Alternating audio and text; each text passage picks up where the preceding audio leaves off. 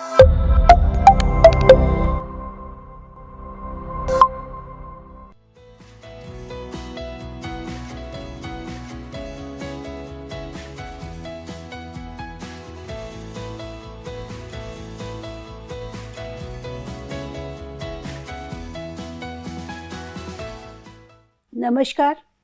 मैं डॉक्टर क्षमा पांडे, महात्मा ज्योतिबा फुले रुहेलखंड विश्वविद्यालय बरेली। आज का प्रकरण है संक्षेपण लेखन। इस पाठ के सीखने के अपेक्षित उद्देश्य हैं: पाठ अध्ययन के पश्चात विद्यार्थी सार एवं संक्षेपण का बोध कर सकेंगे, सार एवं संक्षेपण में अंतर स्पष्ट कर सकेंगे, संक्षेपण के विविध प्रकारों को सूचीबद्ध कर सकेंगे, संक्षेपण के नियमों का बोध कर सकेंगे, संक्षेपण के नियमों का रचना लेखन में अनुप्रयोग कर संक्षेपण में कुशल हो सकेंगे। अब प्रारंभ करते हैं संक्षेपण से। संक्षेपण क्या होता है, इसे समझने का प्रयास करेंगे। साहित्य, संस्कृति, सभ्यता, विज्ञान अथवा दर्शन, इन सब के विकास का मूल क्या है? विचार या चिंतन। विचार वह मूल बीज है जो चेतनता के स्तर पर समुचित वातावरण में प्रस्फुटित एवं पल्लवित होते हैं। विचार जब गतिमान होकर विस्तार पाते हैं, तब इससे साहित्य, विज्ञान एवं दर्शन अपना स्वरूप या आकार ग्रहण करते हैं। अब आगे यहाँ पर विचार की महत्ता को दर्शाया गया है। यहाँ पर एक उदाहरण प्रस्तुत किया जा रहा है कि न्यूटन, सभी ने नाम सुना होगा। न्यूटन ने जब सेब को पेड़ से नीचे गिरते देखा तो उसके मन में विचार आया कि ये सेब नीचे ही क्यों गिरा? ऊपर भी जा सकता था, इधर उधर भी जा सकता था। तो जो ये मूल विचार था कि सेब नीचे ही क्यों गिरा, न्यूटन के इस विचार ने विज्ञान के एक महत्वपूर्ण सिद्धांत का सृजन किया। इसी प्रकार हम सभी लोग गौतम बुद्ध का नाम जानते हैं ना, सिद्धार्थ। तो सिद्धार्थ की जिज्ञासा कि क्या सभी मनुष्य वृद्ध होते हैं? क्या सभी की मृत्यु निश्चित है? क्या एक दिन मैं भी मरूंगा? अब ये चिंतन था, एक विचार था, और सिद्धार्थ के इन छोटे छोटे प्रश्नों ने बौद्ध दर्शन को जन्म दिया। इस प्रकार कह सकते हैं कि विचार एवं चिंतन सूक्ष्म रूप में होते हैं और सार लेखन या संक्षेपण की प्रक्रिया वास्तव में इसी विचार और चिंतन का बोध करने एवं सूक्ष्म रूप से अभिव्यक्त करने की प्रक्रिया होती है। अब विचार करें तो ये विश्व है और विश्व में अनंत कलाएं हैं। नित्य विविध क्षेत्रों में असंख्य सृजन होते हैं। इसके उदाहरण हम देख सकते हैं कि साहित्य में सृजन हो रहा है, विज्ञान, कला, दर्शन, अभियांत्रिकी, सभी क्षेत्रों में अनेकों पुस्तकें प्रकाशित होती हैं। लेकिन आप विचार करिए, क्या किसी एक व्यक्ति के लिए इन समस्त साहित्य को, सृजित कलाओं को एक साथ एक समय में पढ़ना संभव है? शायद नहीं। और अगर हम विचार करें तो ये जो प्रकाशित ग्रंथ होते हैं केवल हमारी भाषा में तो नहीं होते, ये विविध भाषाओं में होते हैं, जैसे अंग्रेजी, जर्मन, फ्रेंच, रूसी। तो इन भाषाओं में भी अलग अलग विषयों में अलग अलग ग्रंथ प्रकाशित होते हैं। ये भी सब एक साथ पढ़ना हमारे लिए संभव नहीं है। और ऐसे में अगर हम सोचें कि क्या हमारे पास ऐसी कोई सुविधा है कि इन ग्रंथों के सार संकलन या सार संग्रह हमारे समक्ष उपलब्ध हो, तो ऐसी स्थिति में हमारे लिए इनके विषय को समझना बहुत ही सरल और सहज हो जाएगा। इसी प्रकार हम अपने आसपास देखते हैं, चाहे वे सरकारी कार्यालय हों या कंपनियां हों या व्यवसायों के कार्यालय हों, वहां पर दैनिक जीवन में रोज अनेकों संख्या में बहुत सारे पत्र आते हैं, प्रतिवेदन आते हैं, प्रार्थना पत्र आते हैं। अब आप ये सोचें कि कोई उच्च अधिकारी है और इन सभी पत्रों को, प्रतिवेदनों को, प्रार्थना पत्रों को एक साथ देख लेगा? नहीं, ये उसके लिए संभव नहीं होता।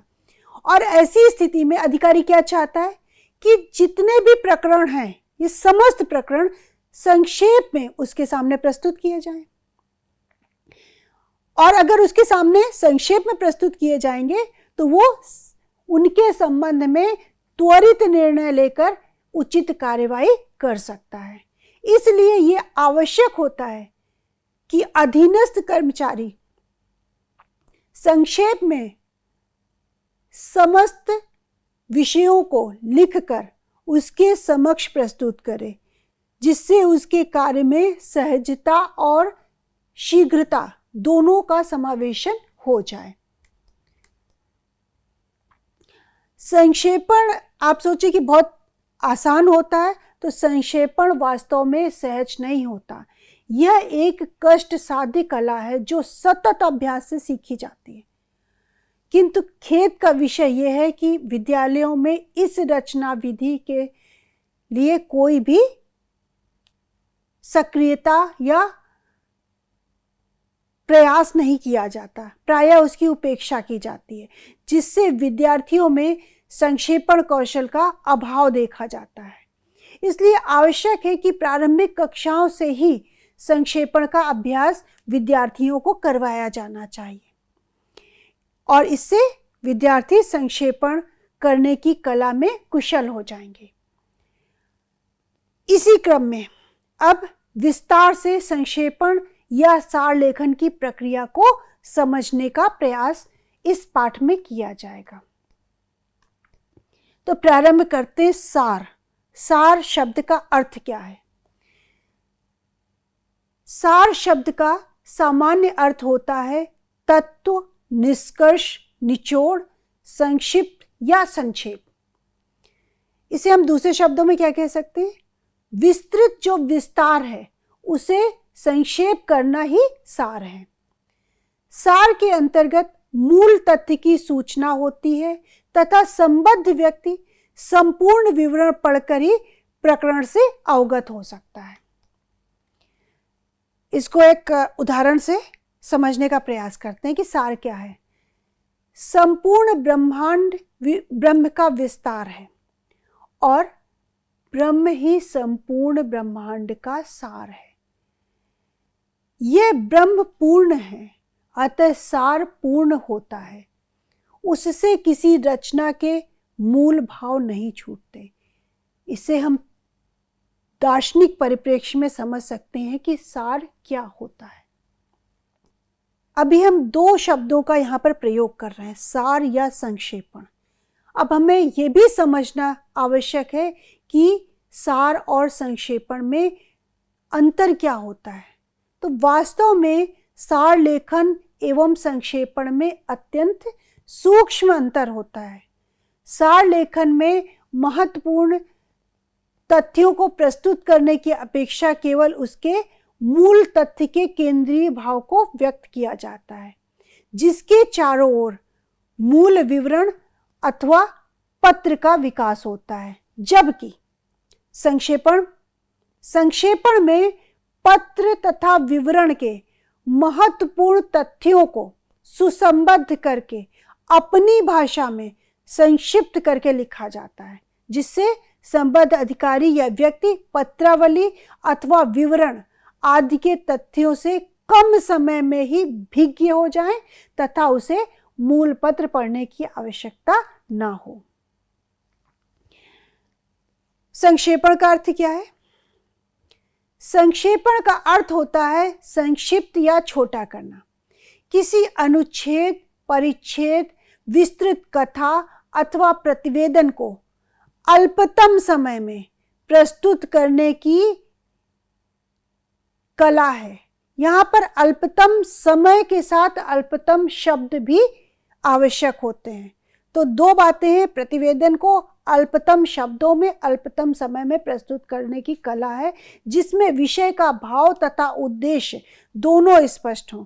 यह प्रक्रिया क्या कहलाती है? संक्षेपण की प्रक्रिया कहलाती है। इसे सरल शब्दों में कैसे कहा जा सकता है? संक्षेपण विषय वस्तु के मूल उद्देश्य को संरक्षित रखते हुए अनावश्यक शब्दों को हटाकर सार प्रस्तुत करने की विधा है। मूल अवतरण के लगभग 2/3 शब्दों को हटाकर आवश्यक एवं महत्वपूर्ण बातों को न्यूनतम शब्दों में व्यक्त करने की कला संक्षेपण कहलाती है। अर्थात हमें 2/3 शब्द हटा देने हैं और केवल 1/3 शब्दों को समावेशित करना है। इस प्रकार संक्षेपीकरण की प्रक्रिया में किसी विस्तृत कथन, अवतरण, भाषण, समाचार आदि को उसके मूल भाव एवं वास्तविक तथ्यों के साथ संयोजित करके उसके अनावश्यक एवं अप्रासंगिक अंशों का परित्याग करते हुए संक्षेप में प्रस्तुत करने की कुशलता समाहित होती है।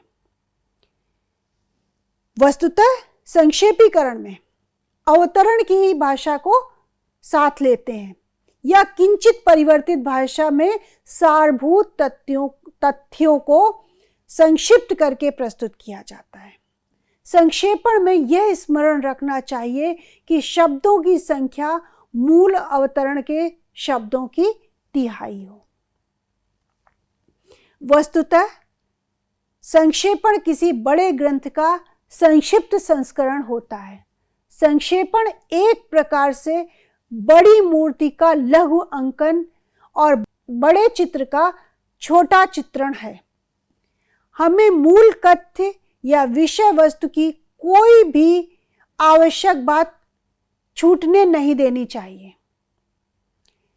अवतरण में आई हुई अनावश्यक बातें छांटकर निकाल दी जाती हैं और मूल तथ्य समाहित कर लिए जाते हैं। यह सरल कार्य नहीं होता, इसके लिए निरंतर अभ्यास एवं कुशलता की आवश्यकता होती है। अब हम बात करेंगे संक्षेपण के प्रकार की। तो संक्षेपण कई प्रकार का होता है, जैसे समाचार का संक्षेपण, संवाद का संक्षेपण और पत्राचारों का संक्षेपण।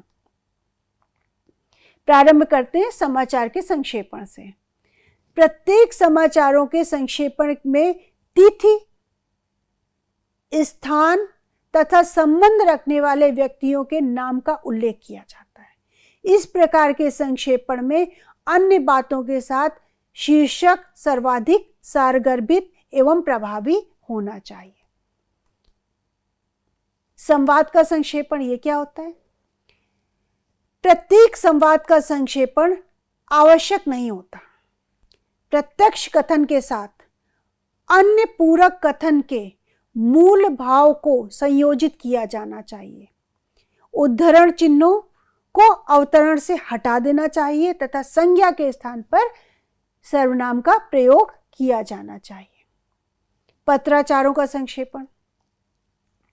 सभी कार्यालयों में पत्राचारों एवं पत्रावलियों के संक्षेपण कर उनके सार को प्रस्तुत करना ही पत्राचारों का संक्षेपण कहलाता है।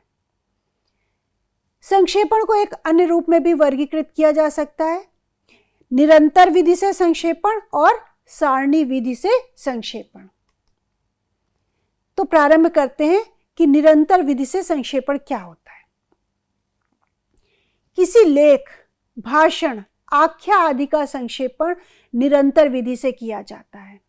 निरंतर विधि से संक्षेपण करने में यह ध्यान रखना आवश्यक होता है कि संक्षेपण मूल अंश का 1/3 हो तथा उसमें महत्वपूर्ण उद्धृत अंशों के सार समाहित हों। कई बार ऐसा देखने में आता है कि सरकारी कार्यालयों में एक ही विषय पर अनेक पत्र प्राप्त होते हैं, उन्हें संबद्ध अधिकारी के सामने अलग अलग प्रस्तुत करने में समय लगता है। इसलिए उन सभी पत्रों में उल्लिखित आवश्यक तथ्यों का निरंतर विधि से संक्षेपण करके प्रस्तुत किया जाना चाहिए। दूसरा, सारणी विधि से संक्षेपण। जब एक ही विषय पर अनेक पत्र या उत्तर प्राप्त होते हैं, तब संक्षेपण के लिए सारणीबद्ध विधि का प्रयोग किया जाना चाहिए। परंतु कभी कभी आवश्यकता पड़ने पर एक पत्र का भी संक्षेपण सारणीबद्ध तरीके से किया जा सकता है। यह तब होता है जब एक अधिकारी एक ही विषय पर दूसरे विभाग के अधिकारियों को पत्र लिखकर तथा उस विषय पर उनके जो उत्तर प्राप्त होने पर संबद्ध अधिकारी को समय सीमा ध्यान रखते हुए उनका संक्षिप्त रूप प्रस्तुत करना होता है। क्योंकि संक्षेपण को सारणीबद्ध विधि से सभी पत्रों की क्रम संख्या देते हुए प्रेषित और प्रेषिती के नाम का उल्लेख किया जाता है तथा अन्य विषय की संक्षिप्त सामग्री रखी जाती है, जिससे प्रत्येक शीर्षक को पढ़कर तुरंत ही अधिकारी पत्र के विषय का आशय समझ सकता है। सारणीबद्ध संक्षेपण में सारणी का प्रारूप कुछ इस प्रकार होता है। यहां पर आप देखिए, स्तंभ बने हुए, प्रथम स्तंभ में क्रम संख्या लिखी हुई है, फिर पत्र संख्या, दिनांक, प्रेषक का नाम, फिर अगले स्तंभ में प्रेषिती का नाम और पता, फिर अंतिम स्तंभ में विषय का संक्षिप्त रूप। इस तरीके से सारणी विधि में संक्षेपण किया जाता है। सारणी विधि का जो प्रयोग होता है वो केवल पत्रों का ही नहीं, अपितु लेखों और वक्तव्यों आदि का संक्षेपण भी किया जा सकता है। तो इस प्रकार से कह सकते हैं कि सारणी विधि द्वारा संक्षेपण के लिए पत्रों के साथ साथ लेखों और वक्तव्यों को भी शामिल किया जा सकता है। अब हम बात करेंगे संक्षेपण के नियम क्या होते हैं। यद्यपि संक्षेपण हेतु निश्चित नियमों का बनाया जाना संभव नहीं है, तथापि अभ्यास के लिए कुछ सामान्य नियमों का उल्लेख किया जा सकता है। वे इस प्रकार हैं: संक्षेपण के विषयगत नियम और दूसरे संक्षेपण के शैलीगत नियम। तो प्रारंभ करते हैं संक्षेपण के विषयगत नियम। ये नियम क्या होते हैं? मूल संदर्भ या विषय को ध्यानपूर्वक तब तक पढ़ना चाहिए जब तक कि उसका संपूर्ण भावार्थ, अंग्रेजी भाषा में जिसे सब्सटेंस कहते हैं, स्पष्ट ना हो जाए। इसके बाद संक्षेपण को लिखना आरंभ करना चाहिए। इसके लिए यह आवश्यक है कि मूल अवतरण को न्यूनतम 3 बार पढ़ा जाए। भाई, किसी बात को समझने के लिए हमें कई बार पढ़ना पड़ेगा, तो कम से कम उसके सार को समझने के लिए 3 बार अवश्य पढ़ें। मूल के भावार्थ को समझ लेने के बाद संक्षेपण हेतु आवश्यक शब्दों, वाक्यों अथवा वाक्य खंडों को रेखांकित किया जाना चाहिए। जो अवतरण में आपको लगता है कि ये शब्द आवश्यक हैं, ये वाक्य आवश्यक हैं संक्षेपण हेतु, और ये वाक्य खंड आवश्यक है, उन्हें हम रेखांकित कर लें। अवतरण में आए हुए वह विषय जो मूल विषय से सीधे संबंधित नहीं है, उन्हें छोड़ देना चाहिए। इसके साथ ही यह भी ध्यान में रखना चाहिए कि जिन भावों या विचारों का अन्विति में विशेष महत्व हो, वह संक्षेपण की प्रक्रिया में अवश्य शामिल हो। संक्षेपण मूल संदर्भ का संक्षिप्त रूप होता है, इसलिए आवश्यक है कि इसमें किसी भी प्रकार की टीका टिप्पणी अथवा आलोचना प्रत्यालोचना का स्थान नहीं होता। संक्षेपण में न तो किसी मतवाद के खंडन का अधिकार है और न ही अपनी ओर से मौलिक या स्वतंत्र विचारों को जोड़ने की अनुमति होती है। यह तो मूल के भावों अथवा विचारों के अधीन रहकर ही संपादित होती है। संक्षेपण को अंतिम रूप देने के पहले जो आपने रेखांकित वाक्य किए हैं या शब्द को रेखांकित किया है, उनके आधार पर उसकी रूपरेखा तैयार करनी चाहिए। फिर उसमें उचित और आवश्यक संशोधन जो आप जोड़ घटाव करना चाहते हैं उन्हें करना चाहिए। संक्षेपण में मूल संदर्भ के विचारों की क्रम व्यवस्था में आवश्यक परिवर्तन किया जा सकता है, लेकिन विचारों के तारतम्य को बनाए रखना भी आवश्यक है, जिससे कि विचारों में एक प्रवाह बना रहे। जब हम रूपरेखा बना लेते हैं तो उसे पुनः 1 से 2 बार ध्यान से पढ़ा जाना आवश्यक है, जिससे कि कोई भी आवश्यक विचार या तथ्य उससे छूट ना जाए। जहां तक हो सके यह अत्यंत संक्षिप्त होना चाहिए। यदि शब्द संख्या पहले से निर्धारित हो तो यह प्रयास किया जाना चाहिए कि संक्षेपण में इस निर्देश का अनुपालन किया जाए और उसी शब्द सीमा के अंतर्गत संक्षेपण किया जाए। और अगर नहीं निर्धारित है तो सामान्यतया इसे मूल संदर्भ का 1/3 ही होना चाहिए। संक्षेपण को व्याकरण के सामान्य नियमों के अनुसार एक क्रम में लिखा जाना चाहिए। अंत में संक्षेपण के भावों और विचारों के अनुकूल एक संक्षिप्त शीर्षक भी दे देना चाहिए। यह ध्यान रखा जाना चाहिए कि शीर्षक लघु हो, साथ ही सारगर्भित हो, जिससे सभी तथ्यों को समेटा जा सके। तो शीर्षक ऐसा हो जो संक्षिप्त हो, सारगर्भित हो और सभी तथ्यों को उसमें समाहित करने की क्षमता हो। अब हम बात करेंगे संक्षेपण के शैलीगत नियम क्या होते हैं। संक्षेपण में विशेषणों और क्रिया विशेषणों का प्रयोग नहीं किया जाना चाहिए। साथ ही संक्षेपण की शैली आडंबरहीन होनी चाहिए और उसे अनावश्यक रूप से अलंकृत भी नहीं किया जाना चाहिए। संक्षेपण में मूल अवतरण के वाक्य खंडों के लिए एक एक शब्द का प्रयोग होना चाहिए जो मूल के भावोत्कर्ष में अधिक से अधिक सहायक सिद्ध हो सके। अब संक्षेपण की युक्ति क्या हो सकती है? अभी हमने चर्चा की एक एक शब्द की, तो एक युक्ति यहाँ पर आपको बताते हैं कि किस तरीके से हम उसको सार रूप में परिवर्तित कर सकते हैं एक बड़े वाक्यांश को। तो संक्षेपण युक्ति यहाँ पर बताई जा रही है। वाक्य खंडों के लिए एक शब्द का प्रयोग।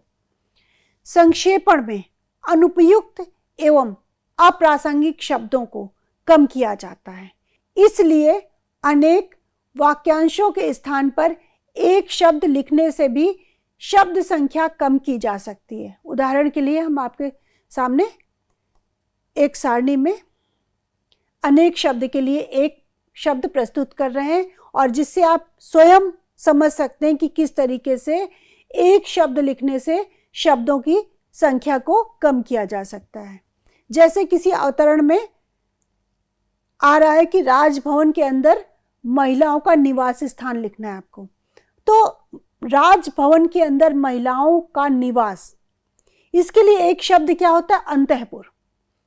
यहां पर आपने कितने शब्दों की संख्या कम कर ली? 5। अगर हमें यह बताना है कि तर्क के बिना मान लिया गया विश्वास क्या होता है, वहां पर हम एक शब्द क्या प्रयुक्त कर सकते हैं? अंधविश्वास। यहां पर 6 शब्दों की संख्या कम हो गई। इसी प्रकार एक वाक्यांश है जिसमें कांटे या विघ्न बाधा ना हो, उसके लिए एक शब्द क्या प्रयुक्त होता है? निष्कंटक। जिसमें कुछ करने की क्षमता ना हो, उसके स्थान पर क्या लिख सकते हैं? अक्षम। यहां पर 6 शब्दों को कम किया गया। और भी उदाहरण है यहां पर प्रस्तुत है आपके समक्ष। जिसका कहीं कोई अंत ना होता हो, वहां पर हम क्या लिखेंगे? अनंत। एक शब्द बनेगा अनंत। जिसका या जिसके संबंध में कोई निर्णय न लिया गया हो, तो वहां पर हम एक शब्द क्या प्रयोग करेंगे? अनिर्णित। वह कवि जो तत्काल कविता कर डालता है उसे क्या कहते हैं? आशु कवि। एक वस्तु लेकर उसके बदले में दूसरी वस्तु देना, इसे एक शब्द में कहेंगे विनिमय। तो ये कुछ उदाहरण आपके समक्ष प्रस्तुत किए गए जिससे हम शब्दों की संख्या को कम कर सकते हैं। तो इन्हें हम वाक्यांश के लिए एक शब्द कहते हैं। ये आपके समक्ष कुछ उदाहरण थे, इनका आप अभ्यास कर सकते हैं और संक्षेपण में आप प्रयोग में ला सकते हैं। संक्षेपण में जहां मुहावरों और कहावतों का प्रयोग हुआ हो वहां उनके अर्थ को कम से कम शब्दों में लिखना चाहिए। मुहावरों के लिए मुहावरा ही लिखा जाना उपयुक्त नहीं होता है। संक्षेपण की शैली अलंकृत भी नहीं होनी चाहिए, इसलिए प्रयास करना चाहिए कि जब हम संक्षेपण लिख रहे हो उसमें उपमा, उत्प्रेक्षा या अन्य कोई भी अलंकार प्रयोग में न लाए जाए। अप्रासंगिक बातें, उद्धरणों और विचारों की पुनरावृत्ति भी हटा देनी चाहिए। संक्षेपण हेतु प्रयुक्त भाषा शैली स्पष्ट और सरल होनी चाहिए। यह सरलता विषय को त्वरित समझने में सहायक होती है। संक्षेपण की वाक्य रचना एवं वाक्य खंडों को सदैव संक्षिप्त रखना चाहिए। संक्षेपण में परोक्ष कथनों को अन्य पुरुष में लिखा जाना चाहिए। जिस प्रकार किसी समाचार पत्र का संवाददाता अपने वाक्यों की रचना में परोक्ष कथन का प्रयोग करता है, समान रूप से संक्षेपण में भी इसका उपयोग सर्वथा अनिवार्य है। हिंदी भाषा में जब वाक्यों को परोक्ष ढंग से लिखना होता है तब सर्वनाम, क्रिया या काल को बदलने की आवश्यकता नहीं होती। केवल की जो अक्षर है इसको जोड़ देने से ही भाषा नियमबद्ध हो जाती है। जैसे इसे हम एक उदाहरण से समझते हैं। प्रत्यक्ष वाक्य क्या है? सरला ने कहा मैं जाती हूं। इस वाक्य का परोक्ष वाक्य क्या बनेगा? की जोड़कर सरला ने कहा कि मैं जाती हूं। आगे इसे और समझने की कोशिश करते हैं। संक्षेपण में समानार्थी शब्दों को हटा देना चाहिए। वे एक ही भाव या विचार को बार बार दोहराते हैं और इसे पुनरुक्ति दोष कहते हैं। यहां पर एक उदाहरण प्रस्तुत है। आजादी को स्वतंत्रता, स्वाधीनता, स्वच्छंदता और मुक्ति कहते हैं। यहां आजादी के लिए अनेक समानार्थी शब्दों का प्रयोग कर दिया गया है और जब हम संक्षेपण करेंगे तो ऐसे शब्दों को हटाकर केवल इतना ही लिखना पर्याप्त होगा कि आजादी मुक्ति का दूसरा नाम है। अब यहां पर सारे समानार्थी शब्द हटा दिए गए। तो संक्षेपण की कला ही इसमें निखरती है कि जब हम कम से कम शब्दों का प्रयोग करें। पुनरुक्ति दोष केवल शब्दों में ही नहीं होता, ये भावों और विचारों में भी पाया जाता है। कभी कभी एक ही वाक्य में एक ही बात को विभिन्न रूपों से प्रस्तुत किया जाता है। अब यहां पर एक उदाहरण प्रस्तुत है। रंगमंच पर कलाकार क्रमशः एक एक कर आए। इस वाक्य में क्रमशः शब्द एक एक करके भाव की पुनरावृत्ति करता है। दोनों का एक ही अर्थ है, इसलिए ऐसे शब्दों को हटा देना चाहिए। और संक्षेपण के अंत में जब आपका संक्षेपण कार्य पूरा हो जाए तो संक्षेपण के अंत में आपने कितने शब्दों का प्रयोग किया, उन प्रयुक्त शब्दों की संख्या भी लिख देनी चाहिए। संक्षेपण के नियमों को समझने के बाद संक्षेपण हेतु ध्यान में रखे जाने वाले विशेष बिंदुओं का यहां पर उल्लेख किया जा रहा है। संक्षेपण में मूल संदर्भ में उदाहरण, दृष्टांत, उद्धरण और तुलनात्मक विचारों का समावेश नहीं होना चाहिए। सामान्यतया इसे भूतकाल और परोक्ष कथन में लिखा जाना चाहिए। अन्य पुरुष का प्रयोग होना चाहिए। भाषा मिश्र और अलंकारिक न होकर सरल होनी चाहिए। मूल तथ्य से असंबद्ध और अनावश्यक बातों को छांटकर निकाल देना चाहिए। यह निर्दिष्ट शब्द संख्या में लिखा जाना चाहिए। यदि कोई निर्देश ना हो तो इसे कम से कम मूल की 1/3 होना आवश्यक है। समास, प्रत्यय और कृदंत द्वारा वाक्यांश या वाक्य के लिए एक शब्द या पद के रूप में संक्षिप्त किए जाएं। आरंभ अथवा प्रथम वाक्य ऐसा हो जो उस विषय को स्पष्ट कर दे, लेकिन कई स्थानों में इसका अपवाद भी हो सकता है जिसे हमें गौर नहीं करना चाहिए। अब हम विषय को समझने के बाद कुछ उदाहरण प्रस्तुत करेंगे जिससे संक्षेपण के प्रत्यय में अधिक स्पष्टता आएगी। संक्षेपण की प्रक्रिया में भाषा की सुदृढ़ता, भावों की गंभीरता और चुस्त शैली के लिए यह आवश्यक है कि लेखक शब्दों या पदों के प्रयोग में संयम से काम ले, ताकि वह विस्तृत विचारों या भावों को थोड़े से थोड़े शब्दों में व्यक्त कर सके। गागर में सागर भरना कहावत यही चरितार्थ होती है। समास, प्रत्यय द्वारा वाक्यांश या वाक्य एक शब्द या पद के रूप में संक्षिप्त किए जा सकते हैं। वाक्यांश को संक्षेप में सामासिक पद का भी रूप दिया जाता है। कुछ ऐसे लाक्षणिक पद या शब्द भी होते हैं जो अपने में संपूर्ण एक वाक्य या वाक्यांश का अर्थ समाहित रखते हैं। अब आपके समक्ष संक्षेपण का एक उदाहरण प्रस्तुत किया जा रहा है। सबसे पहले हम संक्षेपण हेतु एक अवतरण का पठन करेंगे। ध्यानपूर्वक इस अवतरण को सुनिएगा।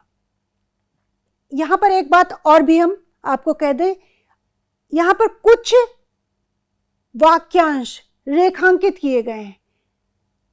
इसे आप अभी उपेक्षित कर सकते हैं। ये रेखांकित इसलिए किए गए हैं, जब आप संक्षेपण की प्रक्रिया में जाएंगे तो वहां पर आपको महत्वपूर्ण तथ्यों को रेखांकित करना होगा, इसलिए यहां पर पूर्व में ही रेखांकित कर दिया गया है। तो ध्यानपूर्वक सुनिए इस अवतरण को। तेनसिंह का साहस देखकर उनके फ्रांसीसी साहब चकित रह गए। अंत तक वे बहुत थक गए, यहां तक कि उनके पैर की 2 उंगलियां मामूली ढंग से जम गई थीं। कहा जाता है कि उनकी वीरता देखकर भावुक फ्रेंच साहब इतने जोश में आए कि तेनसिंह को हार पहनाना चाहते थे, पर वहां पुष्प नहीं थे, इसलिए खाने के लिए जो सासेज समोसे रखे थे उनकी माला पहना दी। उक्त अभियान में 2 साहब मारे गए, पर उसी साल जाड़ों में जिस अभियान में तेनसिंह ने भाग लिया वे उसमें स्वयं मृत्यु के जबड़ों में जाकर लौट आए।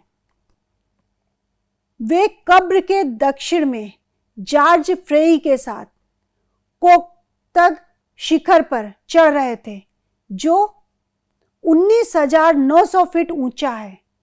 1941 ईस्वी के 29 अक्टूबर को जॉर्ज फ्रेई के साथ जहां वे जा रहे थे वह बहुत ढाल वाली जगह थी। कुछ बर्फ जमी थी पर बहुत पतली। ऊपर एक और पहाड़ी थी जिस पर ढलान और अधिक थी। फ्रेई आगे आगे थे, तेनसिंह 10 कदम पीछे थे और एक दूसरा शेरपा औदम्मा उनसे भी 10 कदम पीछे थे। एकाएक फ्रेई का पैर फिसल गया। वे तेनसिंह की ओर चले। तेनसिंह ने उन्हें बचाने की चेष्टा की, पर स्वयं उनके पैर लड़खड़ा गए। अवतरण को आपने ध्यानपूर्वक सुना। अब इसका संक्षेपण कैसे होगा? संक्षेपण में रेखांकित वाक्यांशों को भी आपने पहले ही देख लिया है। अब इनके आधार पर संक्षेपण का प्रारूप तैयार करेंगे। तो संक्षेपण के प्रारूप का एक नमूना आपके समक्ष प्रस्तुत है। तेनसिंह साहसी और वीर थे। फ्रांसीसी साहब जॉर्ज फ्रेई उन पर मुग्ध थे। फ्रेई ने आवेश में उनके गले में सासेस की माला पहना दी। 29 अक्टूबर 1941 ईस्वी को तेनसिंग फ्रेई और शेरपा ओदप्पा के साथ 19,900 फुट ऊंचे पहाड़ कोकटंग के शिखर पर चढ़ ही रहे थे कि फ्रेई का पैर अचानक फिसला। तेनसिंग ने उन्हें बचाने की कोशिश की, लेकिन वे स्वयं लड़खड़ा गए। तो ये संक्षेपण का प्रारूप है। अब इस प्रारूप के आधार पर आप क्या करेंगे? संक्षेपण लिखेंगे। संक्षेपण के पूर्व आपने सर्वप्रथम क्या करना है कि उसका शीर्षक बनाना है। तो शीर्षक यहाँ पर क्या बनाया गया है? तेनसिंग का साहस। और संक्षेपण को किस प्रकार लिखा गया है यहाँ पर आप ध्यानपूर्वक सुनिएगा। तेनसिंग के साहस और वीरता पर मुग्ध होकर फ्रांसीसी साहब जॉर्ज फ्रेई ने भावावेश में उनके गले में सासेस की माला पहना दी। 29 अक्टूबर 1941 ईस्वी को जबकि तेनसिंग फ्रेई साहब और शेरपा ओदप्पा के साथ 19,900 फुट ऊंचे पहाड़ कोकटंग के शिखर पर चढ़ते जा रहे थे, बर्फीली ढलान पर फ्रेई का पैर अचानक फिसला। तेनसिंग ने उन्हें बचाने की कोशिश की, पर वे स्वयं लड़खड़ा गए। यहाँ पर आप देख सकते हैं कि किस प्रकार से भाषा को संश्लिष्ट किया गया और भाषा को क्रमबद्ध किया गया और उसमें प्रवाह को भी समाहित किया गया। तो ये संक्षेपण इस प्रकार लिखा जाता है। उसके बाद आवश्यकता अनुसार टिप्पणी लिखी जाती है। तो टिप्पणी किस प्रकार लिखी जाएगी उसका भी नमूना आप यहाँ पर देखेंगे कि किस तरीके से लिखा जाता है। तो यहाँ सबसे पहले मूल संदर्भ को 2 से 3 बार ध्यान से पढ़ा गया। उसके बाद मूल विषयों को समझकर आवश्यक पंक्तियों को रेखांकित किया गया। फिर मूल में प्रयुक्त शब्दों की संख्या को गिना गया, जिससे यह ज्ञात हुआ कि प्रयुक्त शब्दों की संख्या लगभग 200 है। संक्षेपण के 1/3 रूप का निर्धारण करने के लिए रेखांकित की गई पंक्तियों को आधार बनाकर एक प्रारूप तैयार कर लिया गया। इसे पुनः 2 बार पढ़ा गया। तत्पश्चात आवश्यक शब्दों को छांटकर संतुलित एवं शुद्ध वाक्य रचना के साथ वाक्य रचना के द्वारा संक्षेपण का अंतिम रूप स्थिर कर लिया गया। अंत में मूल विषयों के केंद्रीय भाव के आधार पर एक शीर्षक चुन लिया जाता है। फिर प्रयुक्त शब्दों की संख्या गिनकर लिख दी जानी चाहिए। इस प्रकार मूल संदर्भ का संक्षेपण तैयार हो जाता है। यदि इस संक्षेपण के पठन में स्पष्टता, सरलता और क्रमबद्धता की अनुभूति हो रही है तो ये समझना चाहिए कि जो संक्षेपण आपने लिखा है वो अपेक्षित मानकों के अनुकूल हुआ है। पाठ के अंत में सारांश प्रस्तुत है। संक्षेपण की लेखन विधि अन्वय, सारांश, भावार्थ, आशय, मुख्यार्थ, आलेख इत्यादि से पूर्ण रूप से भिन्न होती है। अतः जिस संदर्भ का संक्षेपण लिखा जाना है उसे कई बार पढ़ा जाना उचित होता है और उसके महत्वपूर्ण अंशों को रेखांकित करके उन महत्वपूर्ण अंशों के आधार पर एक संक्षिप्त रूपरेखा, जिसे ड्राफ्ट कहते हैं, वो तैयार कर लिया जाना ही संक्षेपण प्रक्रिया कहलाती है। अंतिम रूप से जब संक्षेपण तैयार हो जाता है तब उसका एक उपयुक्त तथा संक्षिप्त शीर्षक भी दे देना आवश्यक होता है। और इस पाठ में संक्षेपण की विधि को विस्तार पूर्वक बताने के साथ संक्षेपण के विविध प्रकारों का भी वर्णन किया गया, साथ ही संक्षेपण के नियमों को भी स्पष्ट किया गया। इस प्रकार यह पाठ यहीं पर समाप्त होता है और अगले पाठ के अध्ययन का विषय होगा अनुवाद लेखन। तो अब हम अपने शब्दों को विराम देते हैं। धन्यवाद। नमस्कार।